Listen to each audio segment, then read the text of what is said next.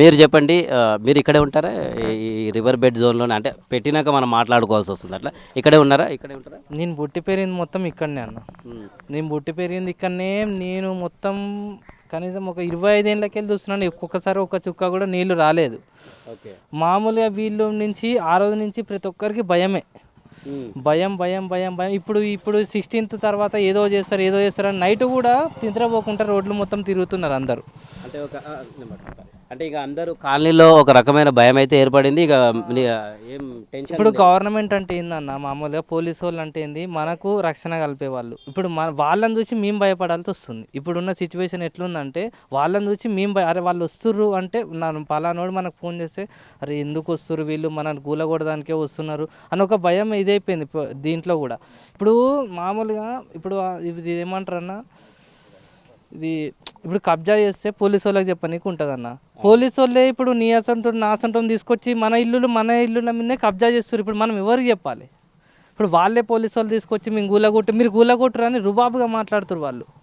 మనం ఎవరికి చెప్తాం? ఇప్పుడు పోలీసు మనకి వాడు వచ్చి మన ఇంటి మీదకి వచ్చినా మనం పోయి పోలీస్ కంప్లైంట్ ఇస్తాం. పోలీస్ కంప్లైంట్ ఇచ్చినప్పుడు ఇప్పుడు వాడు మనకేం చెప్తాడు?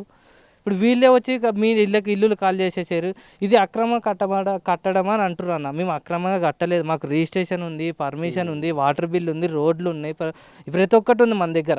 లేదు ఇది లేదు అంటూ ఏం లేదు. మనము అది అక్రమంగా వచ్చింది మనం ఇది చేసింది కాదు. ఆనాడే మీరు కొనొద్దు రాబోయే అంటే మేము ఎక్కడో దగ్గర కొనుక్కుంటుండే, మీరే కాకుండా ఇదే పైసలతో వేరే దగ్గర. ఇక్కడ 100 గదాలు వస్తే అక్కడ 60 గదాలు వస్తుంది.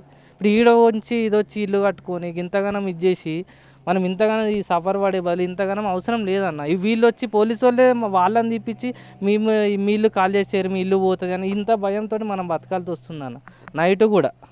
అయితే ఇప్పుడు ఓవరాల్గా మీరు కూడా స్టే తెచ్చుకున్నారా కాలనీ వాళ్ళతో అందరితో? అవునన్న, మేము కూడా స్టే తెచ్చుకున్నాం. ఇప్పుడు గవర్నమెంట్కు మనం కూడా వ్యతిరేక కాదన్న. డబల్ బెడ్రూమ్ ఇస్తా అంటున్నారు.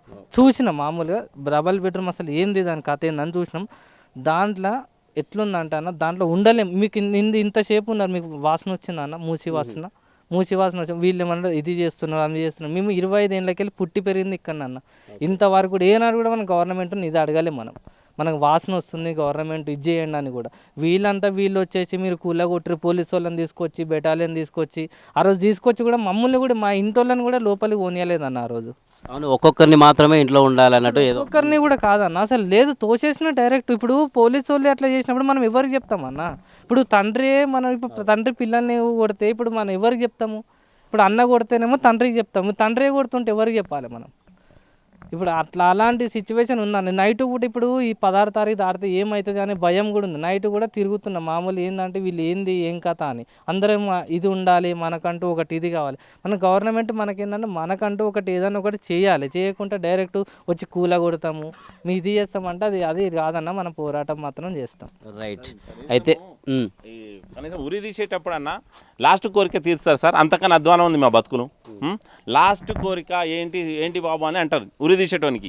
అంతకన్నా అధ్వానంగా చేస్తే ఏం చేయాలి? రెవెన్యూ వాళ్ళు వచ్చేసి మీ ఇల్లు రేపు కూలే కొట్టేస్తామంటే గుండెలు దడదడలు అయిపోయి ఒక్కొక్క మనుషులు హాస్పిటల్లో జాయిన్ అయ్యారు సార్. అది పరిస్థితి. మా అమ్మ లేస్తలేదు. అరే ఉన్న కొంప పోతుందంటే మా అమ్మ ఏజ్ ఎంత? 70 ఏళ్ళు. 70 ఏళ్ళ మనిషికి ఇట్లాంటి స్ట్రోక్ వస్తే ఎట్లా ఉంటుంది? అంటే మనిషి ప్రాణాలు పోయినాయి కానీ మేము బాగుండాలంటే ఎట్లా? కనీసం ఇంటిమేషన్ ఉండాలి కదా కొంచెం అన్న.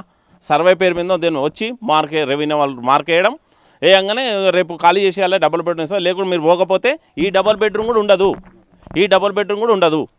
పోతారా పోరా అంటే డైరెక్ట్ వచ్చేసి మార్కింగ్ వేసుకుంటూనే చెప్పిర్రా? మార్కింగ్ వేసుకుంటేనే రెవెన్యూ వాళ్ళు చెప్పారు డబుల్ బెడ్రూమ్ ఇస్తాము, 2 రోజుల్లో మేము అన్ని ఇల్లు కూర్చేస్తామంటే మా పక్కన ఉన్న రెంటర్స్ కూడా వెళ్ళిపోయారు. ఇంకా వాళ్ళకి భయం కదా సార్, మళ్ళీ ఇండు దొరకవు, ఇది ఎంత ప్రాబ్లం మాకెందుకు అని చెప్పి వాళ్ళు. మేము వెళ్ళలేం కదా, మేము డబ్బులు పెట్టుకున్నాం, మేము వెళ్ళలేం, మేము సావో బతుకో ఇక్కడే బతుకున్నాం, మేము ఉండిపోయినాం అంతే. తప్పదు, ఎక్కడికి వెళ్ళాలి? కాకపోతే ఏంటంటే మేము రేవంత్ రెడ్డి సార్కి చెప్పేది ఒకటే, ఒక పబ్లిక్ని ఎట్లా చూసుకోవాలనేది చేయమని చెప్పండి. అంతేగాని మరీ ఘోరంగా ఎంత ఉంటే కనీసం ఏం జరుగుతుంది ఏంది ఆయనకి ఏం తెలుసో మాకేం అర్థమవుతలేదు సార్. మస్తు మంది సీఎంలు చేసిరు, అన్నీ అయింది, ఇది కాదనడం లేదు. ఆయనకు తెలుసు భూమి వాల్యూ, ఆయనకు తెలుసు పక్కగా. ఎందుకంటే ఆయన కూడా అంటే మాకు తెలియదు, ఆయన కూడా రియల్ ఎస్టేట్ చేసింది, అవన్నీ తెలుసు. భూమి విలువ ఎంత, మనుషులు ఎట్లా బతారో అంత తెలుసు. తెలిసిన తర్వాత ఇంత ఆగం చేయవలసిన పని లేదు. ఎవరో బయట వాళ్ళకి కాంటాక్ట్ ఇవ్వడానికి మాలాంటి ప్రాణాలు అడ్డం పెట్టి ప్రాణాలు పోయినాయి నాకేంటి అనుకుంటే కరెక్ట్ కాదు. అది ఇంతవరకే. ఇంకా ముందు పోవడానికి కష్టంగా ఉంటుంది అది.